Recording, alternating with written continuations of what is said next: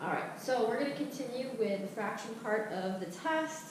The next problem says write the next three multiples of 3. It started with 21, and it wants to know the next 3. So essentially, it's getting us geared up for the fractions part of the test. So if 3 is the multiple, or we're looking for multiples of 3, essentially 3 times something is going to give me all of those. So 3 times 7 gives me 21. So the next one's 3 times 8, 3 times 9, and 3 times 10. Alright, so we've got 24, we've got 27, and we've got 30. What are you doing? Sit down. Just so excited about fractions, huh? Alright, so multiples are bigger, factors are smaller. Sit down. There you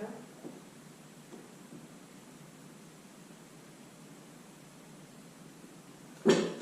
Oh no, don't bark at birds. Okay, so the next one says write all the factors of 21. So we're looking for the factors.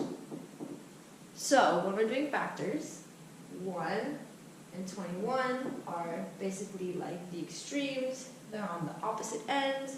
1 times 21 gives me 21.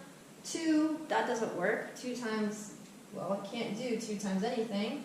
3, yeah, 3 times 7 gives me 21.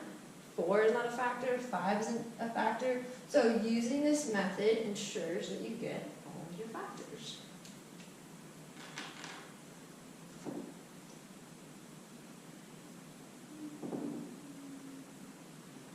Okay, so I'm a terrible drawer, so I'm going to try my best. So it gives us a circle, that wasn't that bad, and it is in 6 equal parts. So we're going to pretend that's in 6 equal parts, and it asks us to shade 2/3. That is really bothering me. There we go. So we're going to shade 2/3 of this.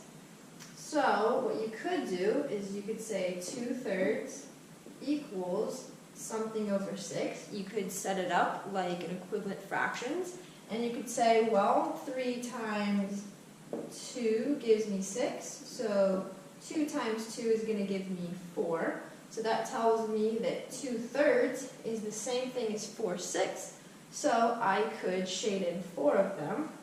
So that's one way to look at it. So 1, 2, 3, and 4. Another way you could look at it is I could basically break this into thirds.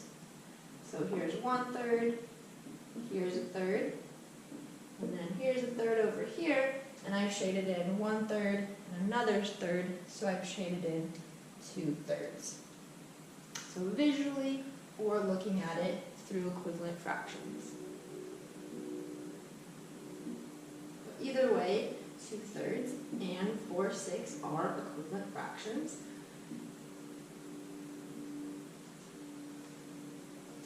Alright, number 15 says write 30 as a product of prime factors. So we have factors, and now we're doing prime factors.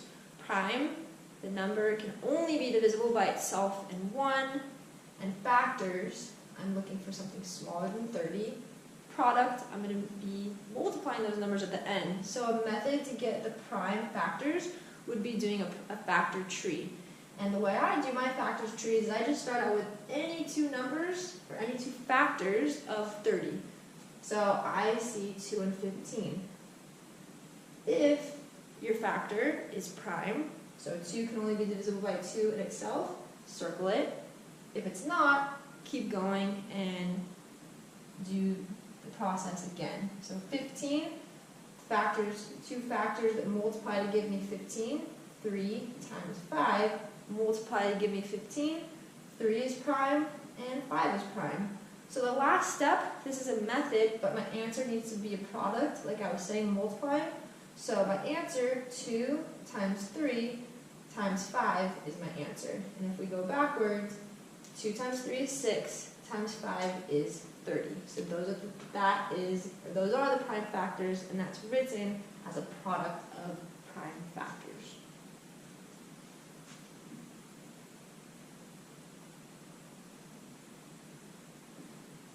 Okay, so the next one, we've got 12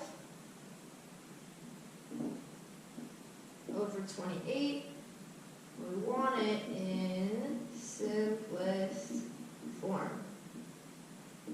Okay, so simplest form means I'm going to have a fraction that's equivalent to it.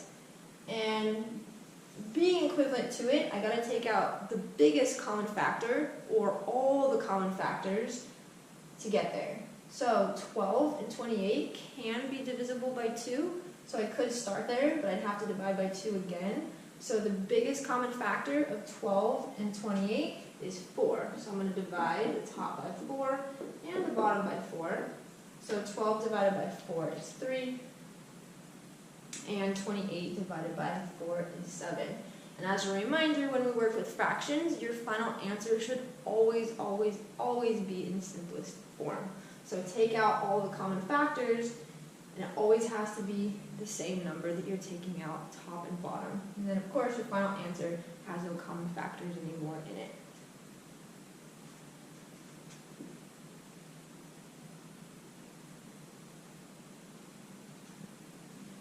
All right, so the next one has a number line.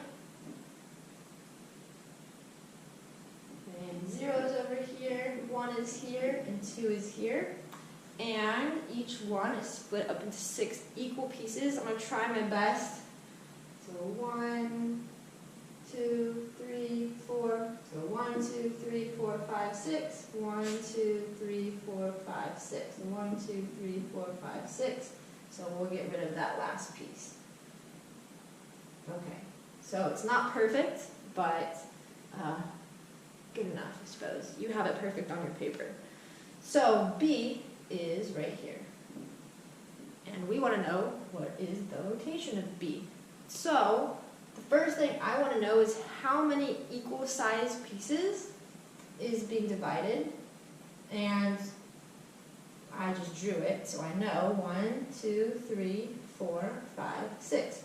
So in one spot, so in between 0 and 1 there's 6, in between 1 and 2 there's 6, and in there I've really just gone over 1. So the bottom number of a fraction tells me how many equal sized pieces has my piece of 1 been broken up into. 6. Because my number is past 1, it's going to be 1 and something. How many pieces have I gone over? Well, of those 6, I've only gone over 1. So my answer is 1 and 1/6.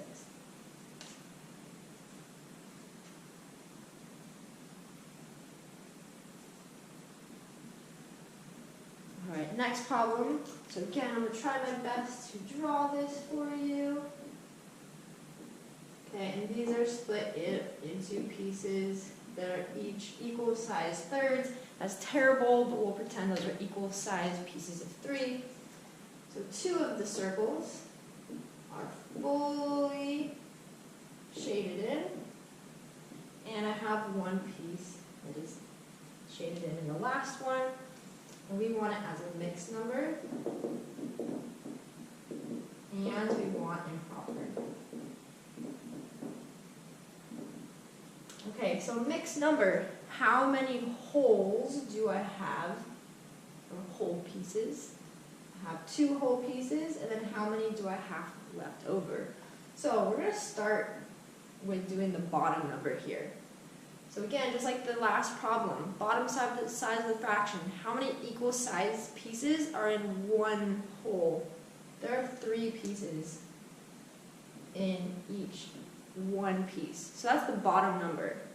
Top number, how many pieces are essentially shaded in? So my mixed number, I have 2 wholes. What's left over? 1. My improper fraction, so again, the bottom number is not changing. The number of pieces in each one is not changing. It's still 3. Improper, how many pieces are actually shaded in? 1, 2, 3, 4, 5, 6, 7 pieces. So 2 times 3 plus 1 gives me 7. Hey.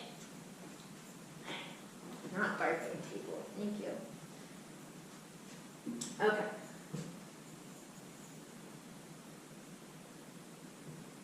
All right.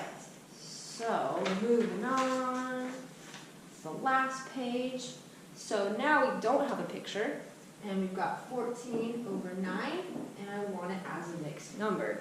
So again, the bottom size does not, or the bottom number does not change. It's the size of the piece. That tells me that there are 9 equal sized pieces in one whole, and I want it as a mixed number. So essentially, I need how many wholes, and then how many are left over.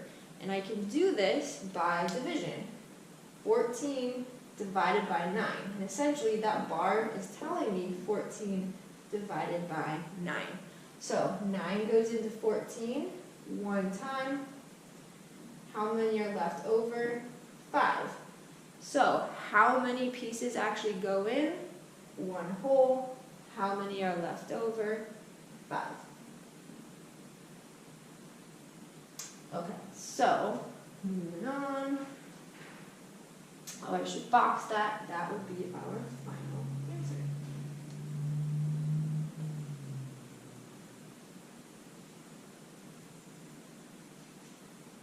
All right. The next one, so least common multiple of 3, 7, and 2. So 3, 7, and 2, and I want a least common multiple. So here's a trick. Start with the biggest one. Can 3 and 2 go into 7? No, they can't. So multiply that number by 2. Now see if if 2 and 3 go into it. If they don't, 7 times 3. Does that work? Is 21 divisible by 2? Nope. 3 works, but not both of them. 7 times 4, 28. That doesn't work.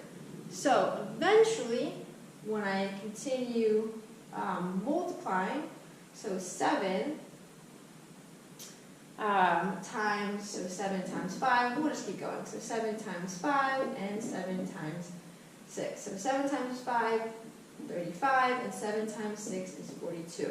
So 35 is not divisible by 2 or 3, but 42 is. So that's one way that you could do it. The other way, you could just look at all 3 multiples, but I think this is a faster way to find the answer.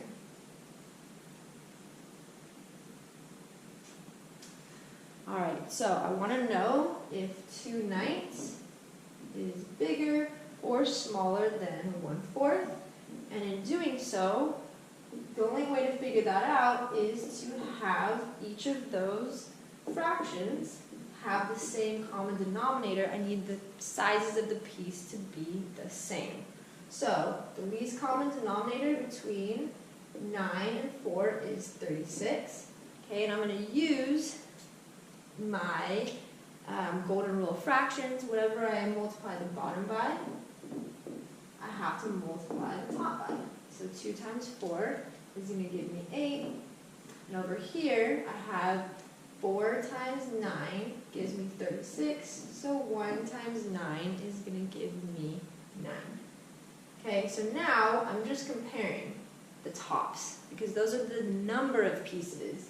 9 pieces is more than 8 pieces, so 1/4 is bigger than 2 ninths.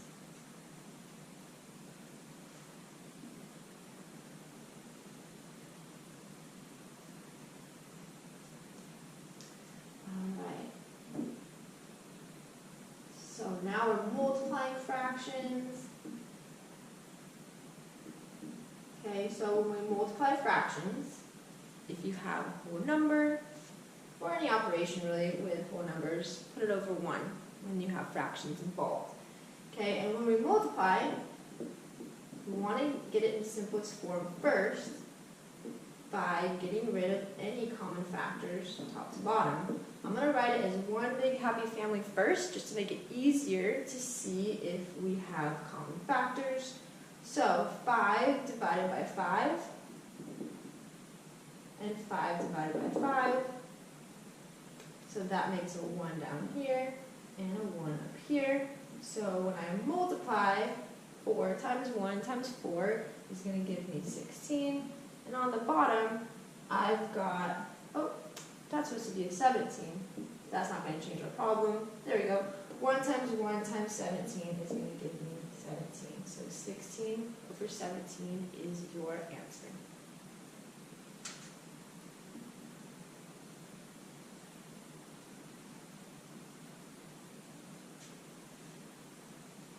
All right, the next one, GoPro, stop recording.